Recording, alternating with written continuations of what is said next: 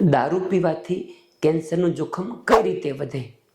તો દારૂ જ્યારે આપણા શરીરમાં જાય ત્યારે આપણું લીવર જે છે એ દારૂમાંથી એસિટાલ્ડીહાઇડ કરીને સબસ્ટન્સ બનાવે જે ટોક્સિક છે, અને લીવરની અંદર એસિટાલ્ડીહાઇડને લીધે ત્યાં નુકસાન થાય, ત્યાં સોજો આવે અને વારંવાર નવા સેલ્સ બનવાથી કેન્સરનું જોખમ વધી જાય. એ સિવાય દારૂથી પણ ડીએનએમાં ડેમેજ થાય.